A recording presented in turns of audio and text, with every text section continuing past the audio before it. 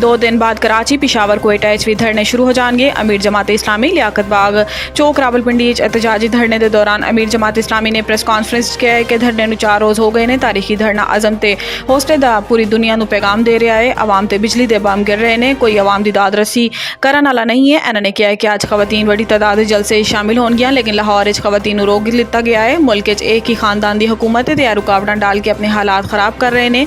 लाहौर भी धरना शुरू हो चुका है। हाफिज नईमुर रहमान ने कहा है कि IPPs तो नाजायज़ मुआहदे किए गए। 70 तो 80% IPPs सिर्फ मुआहदे की वजह तो बंद हो जाएंगे, जबकि 52% IPPs गौरमेंट के शेयर ने 80 कैपेसिटी चार्जिस तो मना किया है क्योंकि बिलां टैक्सां की भरमार होंदी है। असी मुतालबात वाज़े तौर पर दस दिते हैं कि बिजली की कीमत का तयन बिजली की लागत के मुताबिक किया जाए।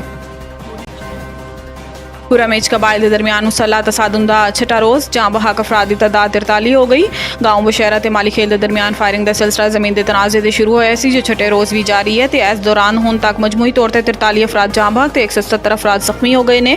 जराए के मुताबिक पारा चनारे शाहरा हर किस्म की आमदोरफ्त लई बंद है। पारा चनारे शाहरा बंद होने तो मुसलसल झड़पां तो शहरियों को मुश्किलात का सामना है, जबकि पिशावर ते इस्लामाबाद समेत मुल्क के मुख्तलिफ शहरों में आवाम ने झड़पां के खिलाफ एहतजाज शुरू कर दिता। डिप्टी कमिश्नर पारा चरनार के मुताबिक फायरबंदी लई इंतजामिया फोर्सिस ते अमन जरगा कोशिशें मसरूफ है। रात गए जिला कुरम के 4 मकामात ते जारी झड़पां शदीद फायरिंग का तबादला होया, जबकि ताज़ा झड़पां मजीद 8 अफराद जाँ बहक हो गए।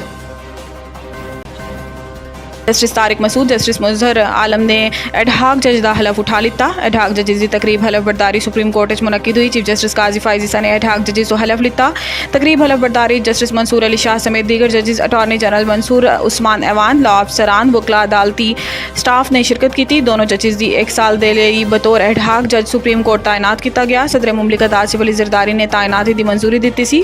वजारत कानून की जानिब तो तैनाती का नोटिफिकेशन जारी किया गया। जस्टिस रिटायर्ड मजहर आलम मियाँ खेल ने पहले एडहाक जज बनन ते मुआजरत की सी। जुडिशल कमीशन ने जस्टिस रिटायर्ड सरदार तारिक मसूद ते जस्टिस रिटायर्ड मजहर आलम मियाँ खेल नूं 1 साल लई एडहाक जज तैनात करने की सिफारिश कर दी सी। जुडिशल कॉम्पलैक्स तोड़फोड़ केस उमर अयूब, शिबली फराज समेत दीगर की जमानत कन्फर्म। इंसदाद दहशतगर्दी अदालत के जज ताहिर अब्बास सुपरा ने केसेज समात की थी।